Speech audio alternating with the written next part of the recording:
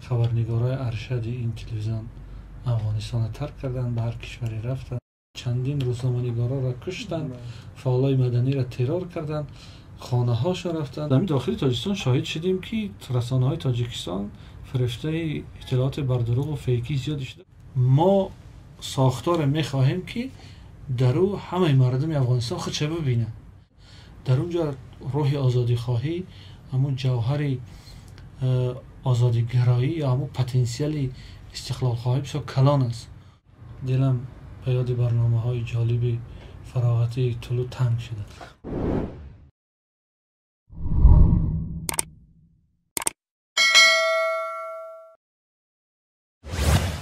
از تصرف کابل به دست طالبان تقریبا 2 هفته سپری می شود، اما هنوز تقدیر رسانه‌های این کشور و روزنامه‌نگاران ناروشن باقی مانده است.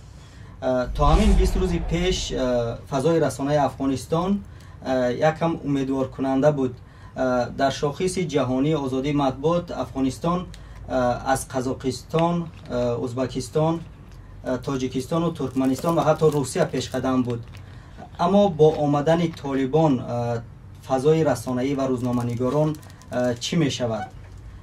برای صحبت در این موضوع ارشاد سلیمانی روزنامه‌نگار تاجیک را دعوت کردیم که رسانه‌ها و فضای رسانه‌ای افغانستان را پیوسته پیگیری می‌کند. سلام و خوش آمدید ارشاد. سلام، تشکر. سلامت باشین و امیدوارم که ما هم برای رفت صحبت شما خلل وارد نمیکنیم. من فقط خواستم گاه لقمه پرتم به این صحبت، برای اینکه آزادی بیان در کشور همسایه افغانستان برای من بسیار یک موضوع مهم، مطرح و جالب. موضوع افغانستان بسیار موضوع حساس است. بله. نیاز داره که کم کم به شما مراجعت کنیم. سلامت باشید. سلامت باشید و ما هم زیادتر می‌خواستیم که در این صحبت پیرامون وضع رسانه‌ها و روزنامه‌نگاران بیشتر صحبت کنیم و همین چند روزی که حکومت در دست طالبان است، چی تغییر جدی در کار رسانه‌ها در افغانستان به وجود آمده است؟ خب جدی‌ترین و حتی میشه گفت که پیامد یک مقدار بدی که داره این است که روزنامه‌نگارای نخبه افغانستان این کشور ترک میکنن. آنها از هر راه از هر طریق ترک کردن. مثلا اگر درباره تلویزیون طلوع گپ زنیم، طلوع نیوز بخش سیاسی طلوع، مدیر این تلویزیون آقای نجفی زاده افغانستان ترک کرد. خبرنگارای ارشد این تلویزیون افغانستان ترک کردن، به هر کشوری رفتن و مثل همین دیگر رسانه‌های پرمخاطب افغانستان، خبرنگارای بسیار نخبه و حرفه‌ای و اونایی که در جامعه افغانستان بسیار شناخته شده بودن و حرفشون تاثیر داشت، ترک کردن. و چون تمام تلویزیون‌ها و رسانه افغانستان تقریبا در تاجیکستان دسترس است، این حتی در تاجیکستان مشاهده کردن. بعضی‌ها در رسانه‌های اجتماعی نوشتن، در فیسبوک نوشتن. از جمله یک کسی نوشت که دلم به یاد برنامه‌های جالب فراغتی طلوع تنگ شده.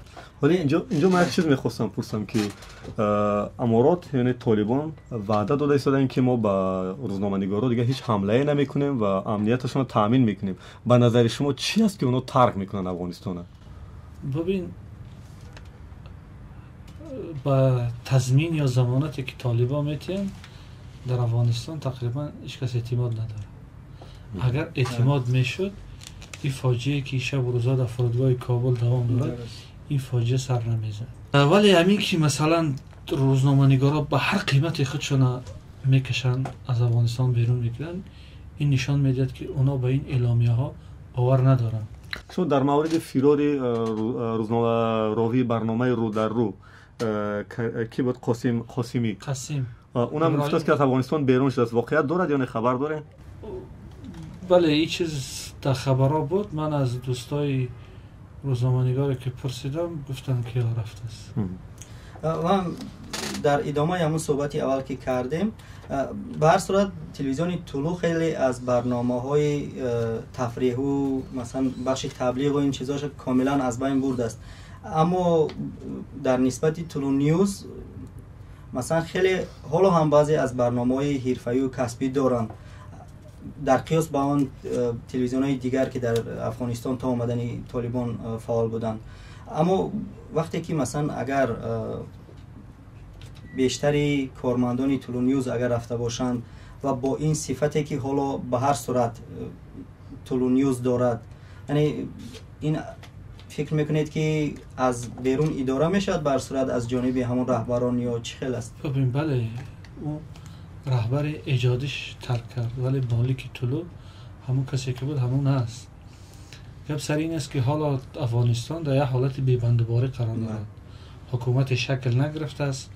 مثلا هرچند که مردم از طالبان میترسند، از اونها تجربه خوب ندارند، خاطرات خوش ندارند، ولی اونها حکومت شکل ندادن و از همین لحاظ چی میگن، نمو دستشون بسیار دراز نشد از برای تنگ کردن موقع رسانه ها. ولی در هر صورت همین که تغییرات بسیار جدی در مضمون برنامه ها آمده است، همین که برنامه های فراغتی تلویزیون ها کاملا قطع شده است.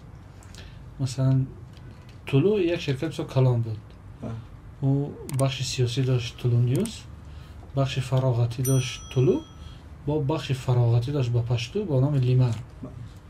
غیر از این دو سه رادیوی دیگر داشت. این بخش های فراغتیش حالا فقط فیلم های ترکی که بیشتر مضمون اسلامی دارن همونا را نشر میکنن. بله درست. کنسرت پنسرت اینجا کاملا از چیز گم شد. همه این نشان دهنده این است که در همین ابتدا این گونه تغییر آمد.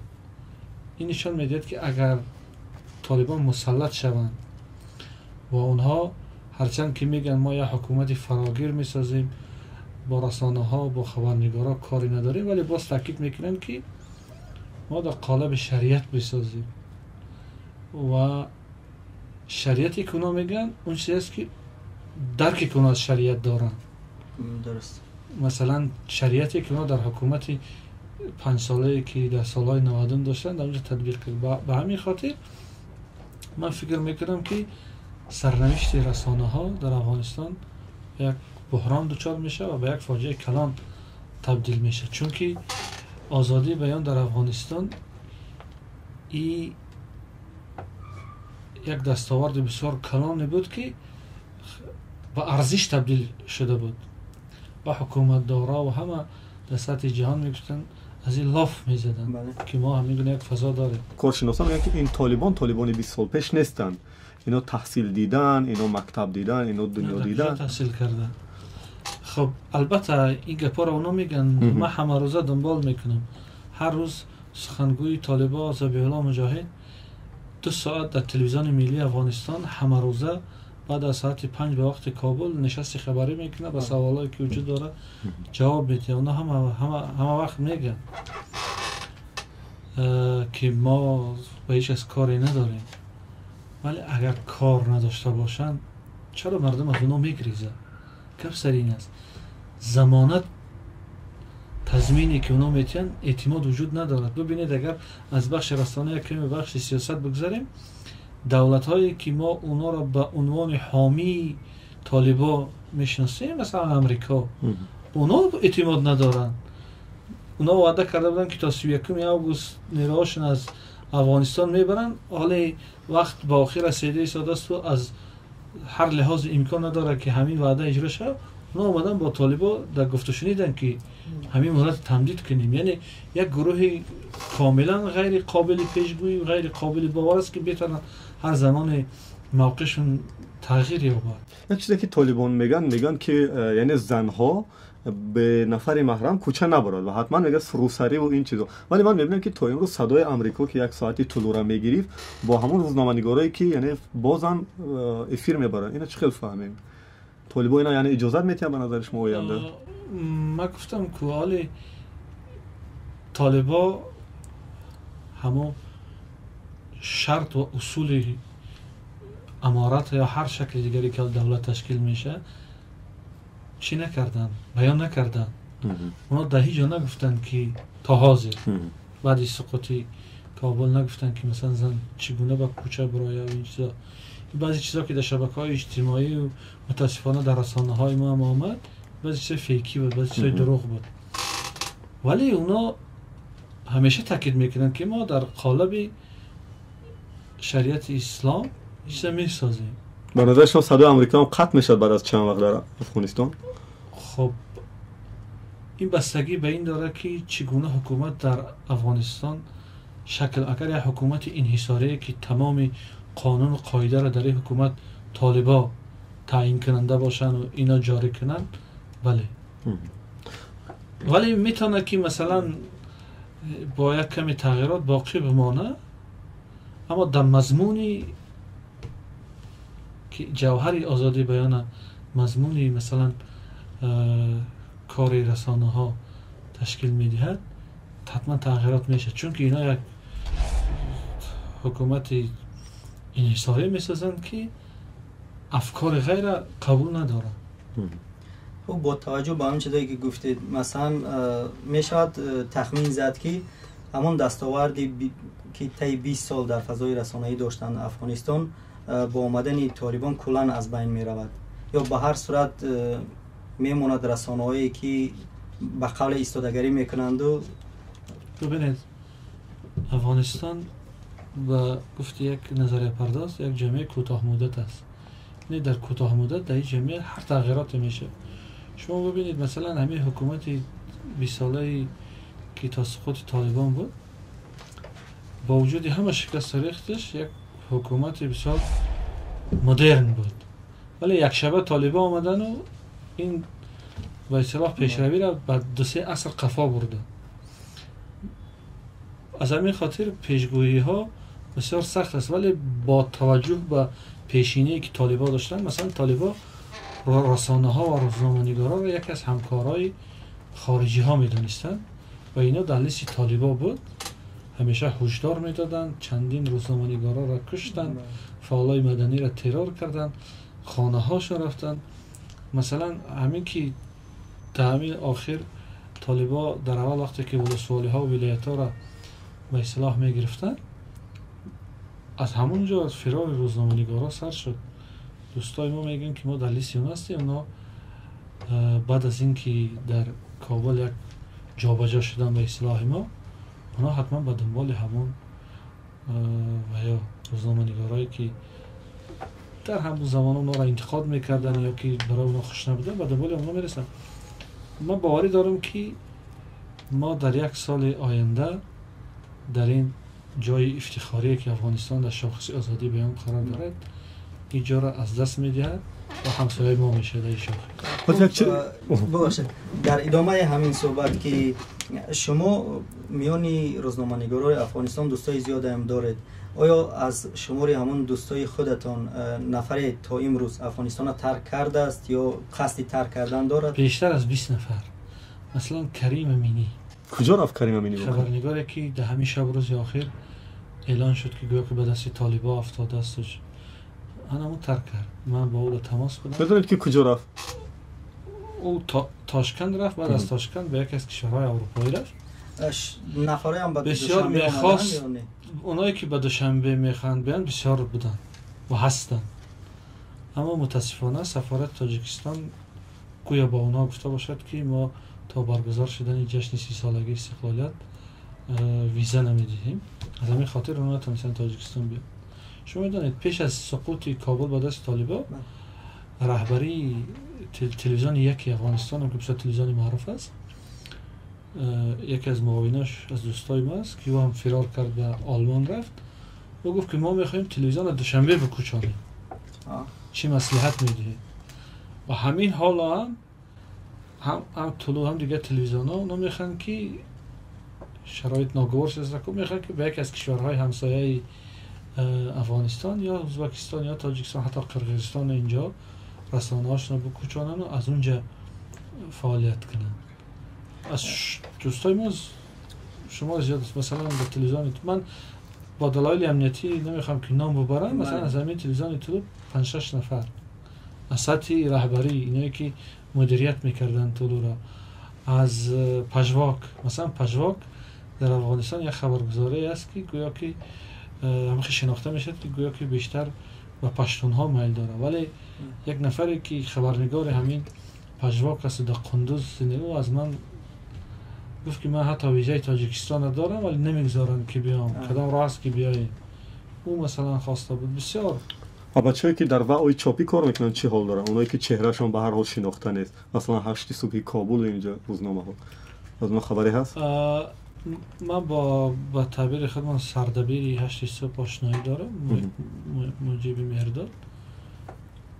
اونا هر نوعی کار کردیست دادن، ولی بیشتری رسانه‌های چاپی کابل این شب روز فعالیت چی دارن؟ به اصطلاح تلگرام کانال ها فعال کردن و در مسنجر ها و در پیام رسان ها و در شبکه‌های اجتماعی بیشتر کار میکنن.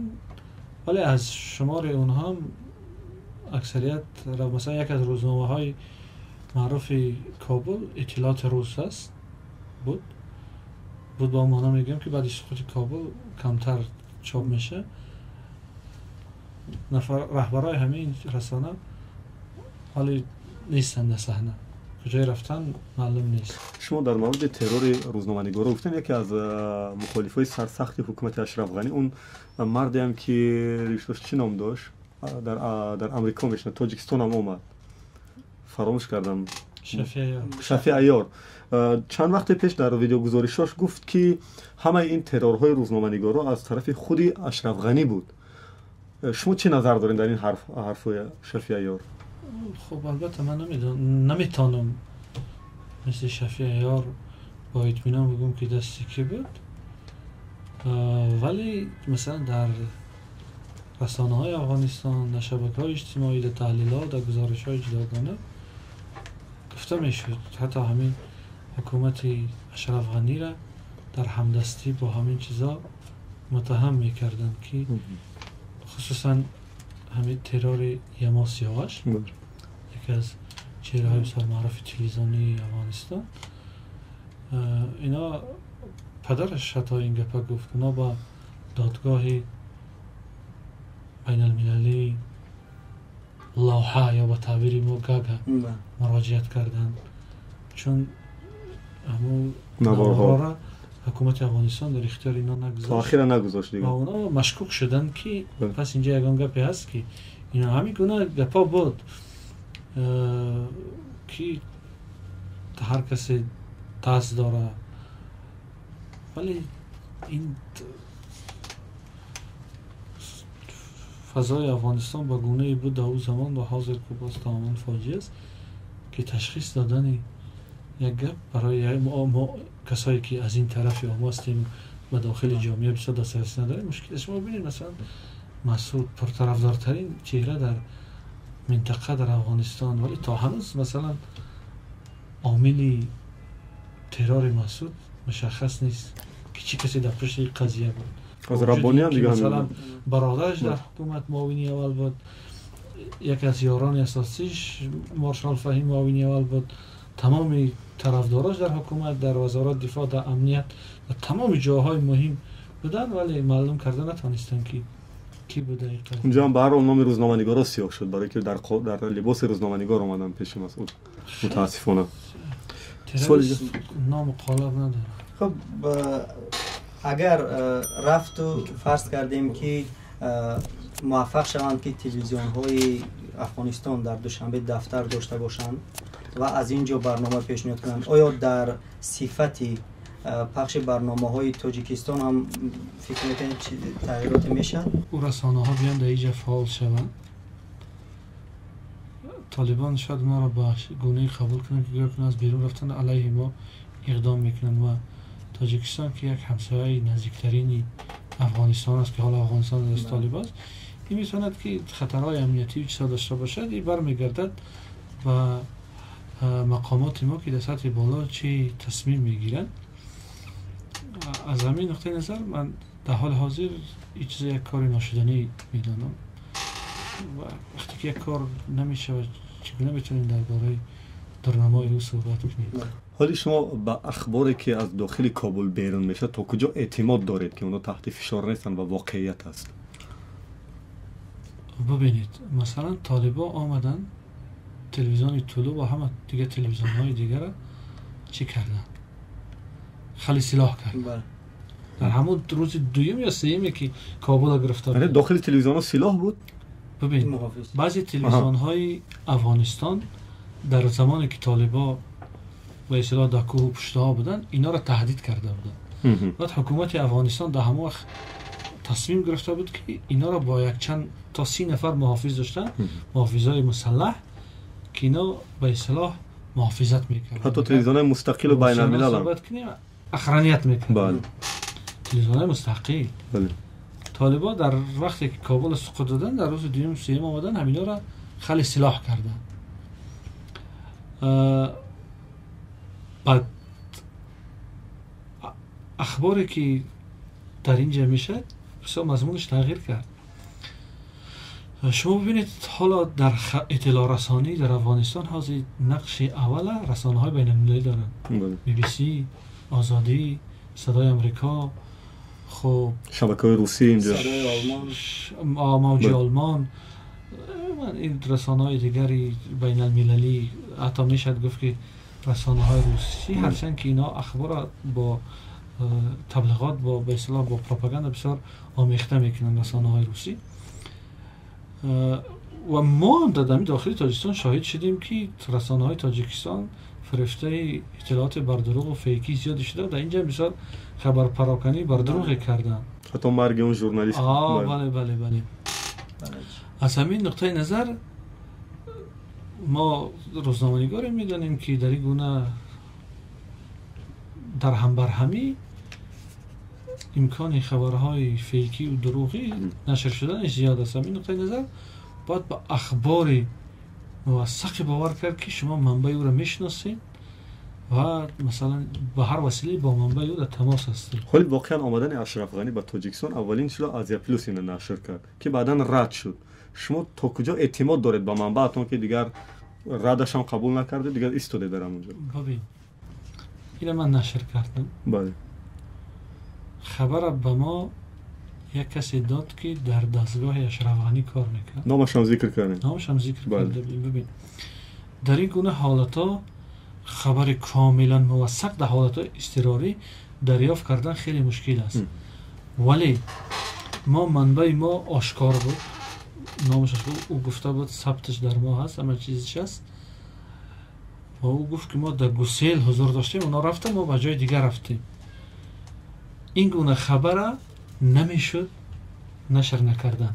شما ببینید بعدی که ما نشر کردیم معروفترین رسانه های جهان با تکیه به ما با این خبر نشر کرد، چون که در همه حالت امکانی معلوم کردن حقیقت خبر وجود نداشت. فهمو؟ که در اصل کجا رفته است. به این هم اشرف غنی آمده به تاجیکستان، در فضای تاجیکستان چرخ زد. الجزیره اینو نشر کرد بعداً. بله. ما نشر کردیم. وقتی که اینجا پذیرفته نشد رفت. ولی ببین ما در اصل رساندن خبر اشتباه نداشتیم. ما گفتیم که به تاجیکستان آمده است. کشور سوم میرود. کشور سوم. ما نگفتیم که در تاجیکستان هست یا در اینجا فرود آمده است. او را قبول کردن. یعنی در خبررسانی ما چیز وجود نداشت، غلط وجود نداشت. این در تجربه روزنامه‌نگاری که یک خبر در حالت‌های اضطراری میتونه که تایید شود تایید نشود یک کار معمولی است. بعد از ما مثلا رسانه‌های دیگری داخل تاجیکستان هم نشر منبع‌های اونا تا گفتن که در همین جا است این شب و روز. هرچند که مثلا امارات اعلام کرد که اشرف غنی در ما است ولی نمی‌فهمم از کجا آمد به اونجا. عالم شک و گمان ها وجود دارد که از تاجیکستان یا از ازبکستان. ولی ما مثلا اصل خبر را مراعات کردیم، به وزارت خارجه تماس گرفتیم، نظر اونا را پرسیدیم. اونا گفتن که مثلا اونا نه تایید کردن و نه رد کردن. در آخر خبرتون هم بود که این خبر باز علاوه میشد، تحریر میشد. بله. بعد جزئیات دیگری که در پی به وجود آمد ما را نشر کردیم. برای من یک چیز جالب است که ارشاد سلیمانی خودش که اینقدر با وضع افغانستان آشنا است، آماده هست که مثلا از طرف آزیا پلوس اگر فرستاده شود به افغانستان آماده است که اونجا رود و گزارش تهیه کند همیشه بروز از نگاه کسبی. بله ولی به افغانستان رفتن کار ساده نیست.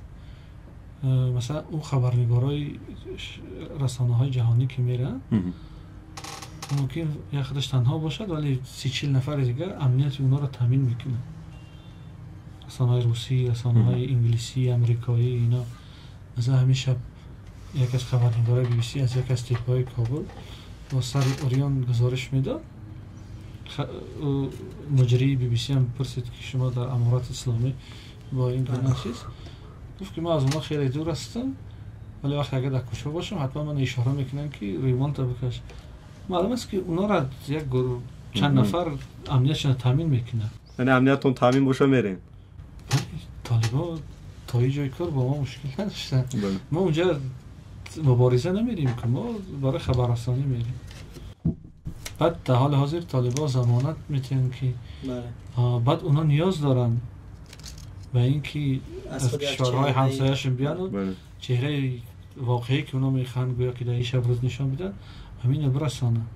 ولی واقعا هم تا همین دوام 2 هفته که حکومت در دست طالبان است، همگی 2 خبری مثلا لطکوبی روزنامه‌نگاران همون هم پس از خیزش‌های مردمی در یک از ولایت‌ها رسانه‌ای شد که هنگامی عکس برداری گویا که طالبان با اونا حمله کردن این چیزا. اینا واقعیت داشت یا فیک بود؟ نه این حقیقت داشت. بله حقیقت داشت. حقیقت داشت. بعد یک چیز دیگر است که مثلا وقتی که دنیا سرگرم مسائل کلان افغانستان است، این موضوع خرد ریزه از نظر پنهان میمانند، ولی با دوستایی که در کابل هستن و در دیگر منطقه‌های افغانستان هستن روزنامه‌نگاری ما تماس داریم، میگه که فشارهای خرد ریزه زیاد است. بله فشارهای خرد ریزه زیاد است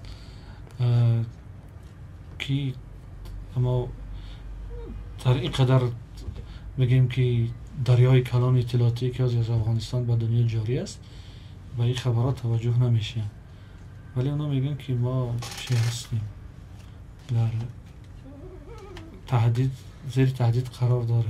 یک چیز دیگر، فضای بلاگرهای افغانستان که من میبینم که خیلی بیننده های میلیون دارد امروز و اکثر بلاگرهاشون هم که در کابل همین شب روز کار و فعالیت دارن، میبینیم که یکم پوشیده و یکم آشکارا امروز از فضای امارات تبلیغ کرده ایستادن. زندان ها را نشان میدن، آشخانه ها را نشان میدن، کوچه ها را که همه امن و آسوده است.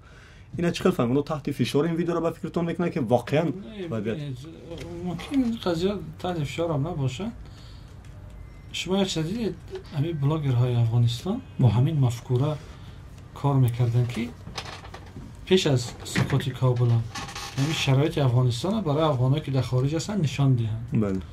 و حالا اونا همین کار میکنن و برای طالبای خوب است که یعنی چهره خوبی که گویا که اونا دارن و وقت گرفتن همین نشان داده شود.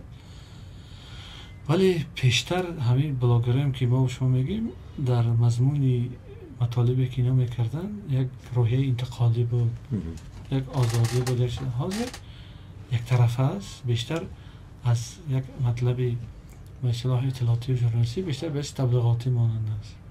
مثلا یک از حجنگارا و با تعبیر خودی افغانا کمدینای معروفی تلویزیون یکی افغانستان نبی روشن و حاضر کارش به تبلیغ است، میره در کوچه طالب میبینه، با طالب صحبت میکنه. این نشان داده است که طالب خاطمی بدی نیست. میبینی که حج و قبول میکنه، باشون پریکال میکنن، قبول دارن دیگه. خب اونا در حال حاضر به اصطلاح همون به همون مسئله است که یعنی همون یک وای داریم که حج ما داریم، مردک از قرضدارا پنهان میشه، زنش میگه که اومدم، میگه که من روسیه رفتم، بعد میاد و بعد کم کم با زنش نزدیک میشه، بعد پشت دیوار صدا میکنه که ولی من روسیه بیام. همین اخیراً خیلی از نوارا نشر شدن در شبکه‌های اجتماعی که طالبان رو در حال بازی در همون باغ‌های فراغتی نشان میدادن، در حال رقص کردن. آیا همینا تا کجا حقیقت دارن یا اینا هم فیک هستن؟ اینا میتونه حقیقت داشته باشن، این جای پنهان نیست. مثلا در همین تاجیکستان اهرام آسوده که ما و شما هستیم، بعضی مردم از دیها که میان با همین پدیده هایی که در شهرها میبینن همین برخورد میکنن. و برای طالبایی که مثلا 20 سال اخیر در کوه ها بودن، در یک شرایطی بسیار به اصطلاح غیر انسانی، مثلا شاید بعضی های اونا در همونجا تولد همونجا کلان شدن، 18 ساله 19 ساله 20 ساله شدن، اونا ندیدن آخه این پدیده های به اصطلاح شهر و تمدن اونا همه گونه وای میکنن. این جای چی نداره، اما با طبیعی است. ایدئولوژی اونا مثلا درست نمیگیرد که از یک طرف مثلا هرچند در گذشته هم باشد مثلا تلویزیون با تبر و با این چیزا میشکستن، اما حالا خودشون مثلا تلویزیون دارن، خودشون دیگه تبلیغ میکنن. اونا تا زمان با این پدیده‌ها در مخالفت بودن که خودشون یک طرف قضیه بود، ولی خودشون در قدرت آمدن. اونا نیاز دارن که با دنیا مکالمه کنن. اونا ایده دارن که ما حکومت جور میکنیم که نمونهش در آسیانا باشه و ما با تمام جهان همکاری میکنیم و مثلا با حتی یکی از رهبران طالبان گفت که اگر ضرور شد ما با اسرائیل همکاری میکنیم. اسرائیل که مثلا در ایدئولوژی طالبان و یک مثلا دشمن اسلام و این چیزا شناخته میشد. از همین نقطه نظر یک چیزی طبیعی است. البته کاربرای رسانه‌های اجتماعی مردم افغانستان اینو به استهزا کشیدن، چون اونا با طالبان مخالفت فکری دارن، مخالفت دیدگاه دارن. اونا طالب در همه شکلی که هست قبول نمیکنن. حتی اگر حکومت بازور هم بگیرن، اونا حکومت خودشون بازور در افغانستان جاری کنن، مردم اونا را در همین شکلی که اونا میخوان قبول نمیکنن. چون افغانستان با وجود این که یک جامعه است که 50-60 سال اخیر همیشه در جنگ بوده و مثلا زیر سلطه قدرت ها و هر چیزی بوده، در اونجا روح آزادی خواهی، همون جوهر آزادی گرایی یا همون پتانسیل استقلال خواهی بسیار کلان است. اونا قبول نمیکنن و دلیل شکست همه قدرت ها در افغانستان همین چیز بوده که مردم جبر و ظلم اونا را قبول نمیکنن. البته این طول کشیده است، بعضا 10 سال بعضا 20 سال طول کشیده است، ولی قبول نکردن. وقتی قبول نکردن سرانجام شکست خورد و همین چیز حال همه طرفا در کرده. شما دیشب اگر صحبت احمد مسعود با BBC گوش کرده باشه، او گفت که ما ساختار میخواهیم که در او همه مردم افغانستان خودش ببینه. یعنی یک روشن فکری که مثلا با دیدگاه های اسلامی مخالفت داره، اون باید در این ساختار وجود داشته باشه. هندو ها یا سیخ هایی که در افغانستان وجود دارن باور دیگر اونا وجود داشته باشه. مثلا نماینده های مذاهب دیگر اونجا، قوم های دیگر پشایی ها هست و این چیزهای دیگری هست که یعنی همه اینا وجود داشته. با خاطر چی؟ چون در دولت های پیشتر وقتی که سلطه طلبی شد، یعنی یک قومی شد، مثلا بگیریم که پشتون ها گفتن که ما اینجا قومی اساسی هستیم و دیگرها برده و غلام، ما دیدن که همین مدل موفق نشد. خود طالبان همین تقاضا دارن که عبدالله را به حکومت 12 گانه وارد کردن و میگن که احمد هم ما میخوایم وارد کنیم. طالبان تقریبا همین دعوا دارن. ببین یک چیز است، مثلا من یک شورا تشکیل میکنم، تو را دعوت میکنم، وقتی تو اومدی تو از من وابسته ای، من تو را 30 سامانی معاش تعیین میکنم، خواهم تو نیم روز کار میکنی، خواهم 1 ماه، بعد 2 هفته میتونم تو را برکنار کنم. طالبان همین گونه حکومت فراگیر گفته ایستادن. یعنی یا حکومتی که با سلطه و ریاست ما خواستیم مثلا 1 نفر از تاجیکا، 1 از هزارا، 1 از ازبکا دعوت میکنیم. این چیزی بود که در گذشته هم بود. اینا در عهدی اشرف غنی که مثلا در زمان اشرف غنی همیشه معاون اول تاجیکا بودن، معاون دوم هزارا، 1-2 هزارا در اختیار ازبک ها و همینطور قوم‌های دیگر. مثلا به سمت سیمی برگردیم که موضوع اساسی ما در همین شب و روز آیا یگان رسانه کلا بسته شد یا نه؟ خبر دارید شما که کلا بسته شده باشد؟ ببینید اگر فضای افغانستان با همین شکل دوام کنه، در اونجا بعضی رسانه ها را نمیبندن، اونا خودش نمیبندن، چون فضا برای فعالیت ما وجود ندارد. مثل که بعضی از رسانه ها را در تاجیکستان و همین سرنوشت دچار شدن، همین گونه فضا تنگ شد که اونا مجبور شدن خودش ببندن. چرا اکثر روزنامه‌نگاران افغانستان تا چند وقت پیش امکان شرایط داشتن که حتی با سرور کشورشون مصاحبه آراین، ولی وزیر و سروزیرا یک طرف؟ چرا در فضای ما این نبود و نیست؟ این گپی فضا است. در افغانستان در هر صورت در ساختن جامعه کشورهای دنیا نقش داشتن، اونا پول میدادن و بعضی ارزش‌هایی را می‌خواستن که در افغانستان جابجا کنن، نهادی نکنن، از جمله آزادی بیان. و همین خاطر این فضا کمی اونجا مساعدتر بود. از سوی دیگر افغانستان جای نشان دادن خود بود. هر نیروی سیاسی، خواه رئیس جمهور باشه، خواه حزب‌های سیاسی و چیزهای دیگر، اونا نیاز داشتن که در پرده رسانه ها باشن، در سرخط اخبار باشن که با مردم شناسایی داشته باشن که مردم از اونا استقبال کرد یا نه. در ما به دلیل اینکه نهادهای دیگر فلج شده است، مثلا یک نیروی سیاسی که همه چیز در اختیار دارد اون نیاز ندارد که با همه رسانه در ارتباط بود. پتانسیل کلان رسانه‌ای در اختیار دارد، همه روزا تبلیغ میشه. نقش واو و اینترنت برای غلبه طالبان تا کجا چی کرد، مساعدت کرد واو و اینترنت؟ ببینید در مسئله غلبه طالبان بحثا گوناگون است. میگن که حکومت در اختیارشون گذاشته شد، تسلیم داده شد، فروختن و این چیزا، توافق فروختن و این چیزا. خیلی در هر صورت بعضی نمونه‌های مثالای دیگه را ما دیدیم که میشد به این گپا باور کرد. ولی همین نقش رسانه‌ها و شبکه‌های اجتماعی و این چیزا، مثلا چهره ذبیح‌الله مجاهد تایوان هیچ کس ندیده بود، ولی او از طریق توییتر در سرخط رسانه‌های دنیا بود. مخیل است. وقتی هم که به کابل آمدن، رسانه‌های افغانستان مشکوک شدن. یک صورتی چند سال پیشی کیره ذبیح‌الله مجاهد با او صورتی که در نشست خبری حضور پیدا کرد مقایسه کردیم که اینا دو کسی تماما متفاوت هستند. بعد اونا چی داشتن؟ پایگاه اینترنتی داشتن، به اصطلاح یوتیوب کانال داشتن، از اونجا خودشون تبلیغ میکردن، خبررسانی میکردن، ترورها و این چیزایی که حوادثی که میشد وقتی که اونا به دوش میگرفتن یا به گردن میگرفتن، از طریق همین شبکه‌های اجتماعی به گردن میگرفتن. یعنی سهم دارن واو و اینترنت، خیلی سهم دارن. سهم به معنای اینکه گویا مساعدت کرده باشد نه، این یک فناوری است. این هر گروهی میتونه به منافع خودش استفاده کنه. اینا ما و شما اینا به معنای مثبت استفاده کرده. طالبان به هدفهای خودشون و کسای دیگر به هدفهای خودشون، در اینجا اینا گناهکار نیستن. اگر محیط درست باشه و هر کس اینا را به هدف مثبت استفاده کنه، اینا گناهکار نیست. این تکنیک است. حتی مثلا همین به اصطلاح بگیم که تارت کلچقند که برای خوردن است، برای همیشه چیزی مثبت، با همین همیشه آدم رو بکشی دهنش بر نفسش میگیره. راهبری کمیته تلویزیونی تعیین شدنی افغانستان، نفری که از طرف طالبان پیشنهاد شد، اگر خبر داشتین دست پروری گوانتانامو، میگن در گوانتانامو خبر دارین از این چیزی نه؟ بله. ببینید مثلا چی میشه تقدیر واو اینا کشور پس؟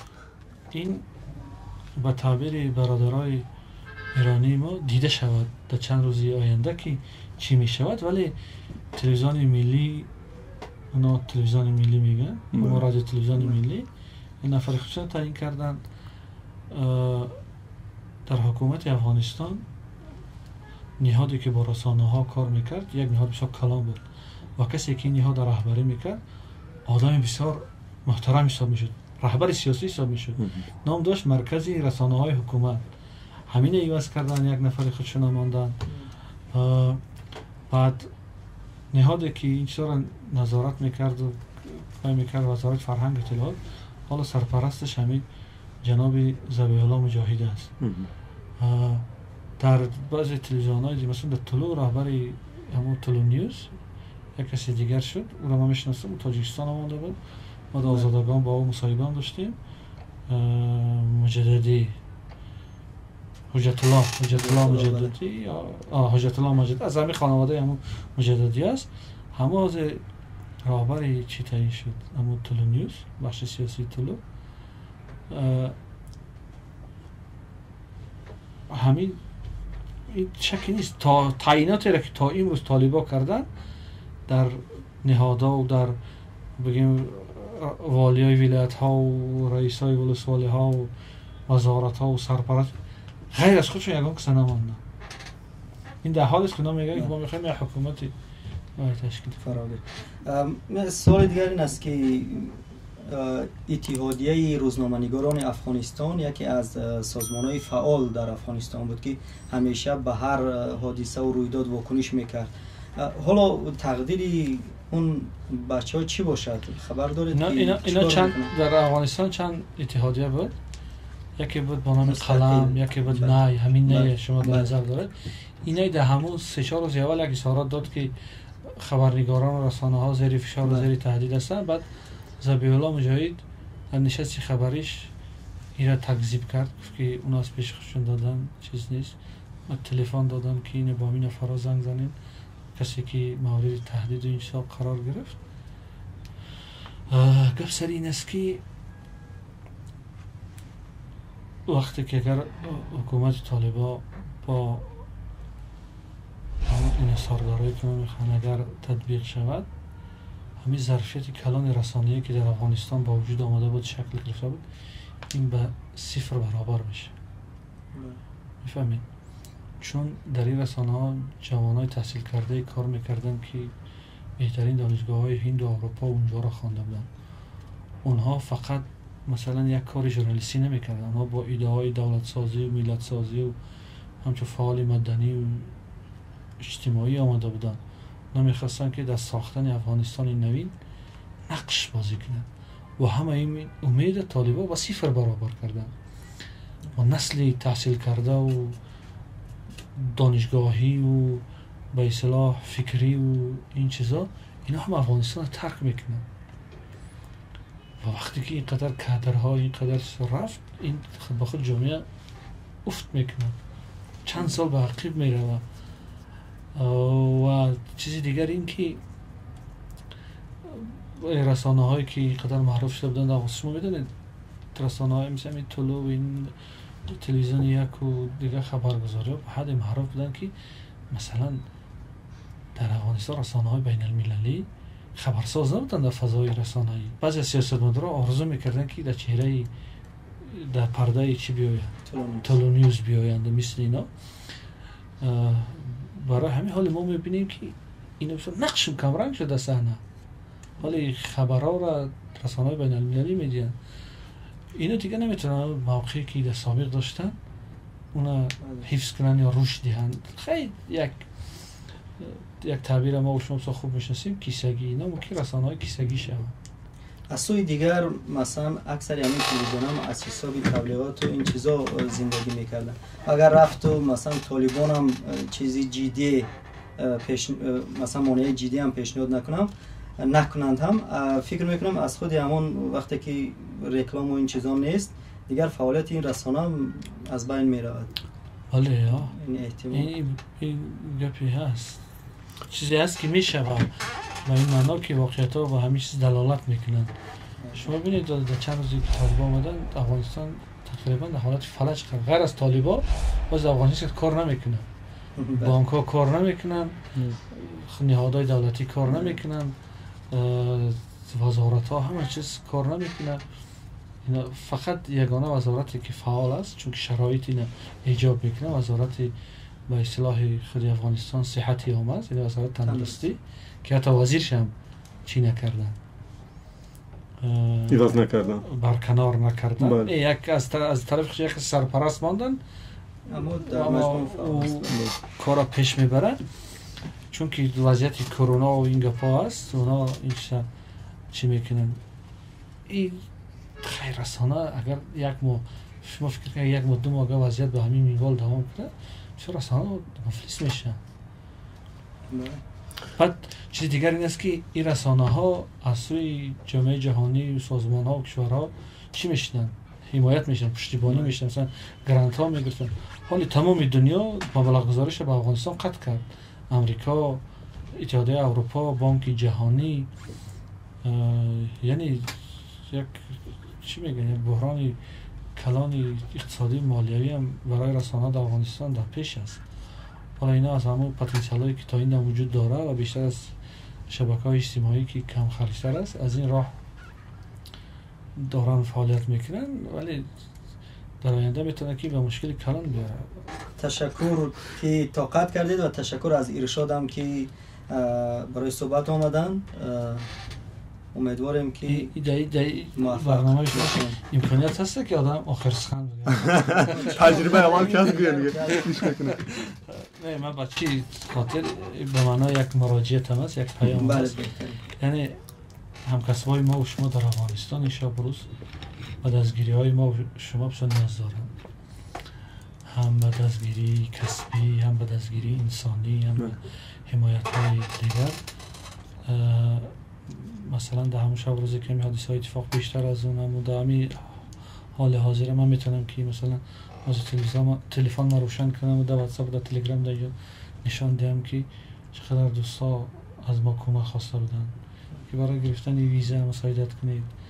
اگر دوشنبه بیاییم یا تاجیکستان بیاییم مثلا در یک ماه با چقدر هزینه میشه زندگی کرد، نرخ کوارتیر چقدر است. یعنی این ما هم به لحاظ انسانی هم به لحاظ کسبی وظیفه دار هستیم که هم کسبامون رو حمایت کنیم، چون حکومت ها میرن تغییر میکنن، خود طالب است، خود القاعده است، هر چیزی که است یک زمانی میره ولی اصلی روزنامه‌نگاری به تغییر میمانه. این بی‌طرفی، بی‌غرضی، خبررسانی و در پهلوی مردم بودن و از موقع مردم برآمد کردن و یک تماس بین مردم و حکومت ها جور کردن. از همین نقطه نظر و یک مراجعت دیگه به رسانه‌های تاجیکستان بکنیم که در همین دریای کلان اطلاعاتی خودشون گم نشن، غرق نشن، خبرهای فیکی و بی اساس و این چیزا را نشر نکنن، چون که این با چی میگن با بی صفت شدن محیط اطلاعاتی ما سبب میشه.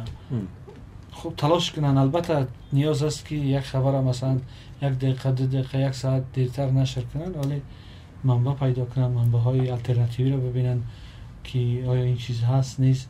این شب روز مثلا تلگرام کانال های بسیار در افغانستان جور شده است که نام BBC را مانده، مثلا BBC دری را گرفتن، مثلا یه حرف دیگه در نامش علاوه کردن گویا که این مربوط به BBC است، هر چیز را نشر کردن میگه.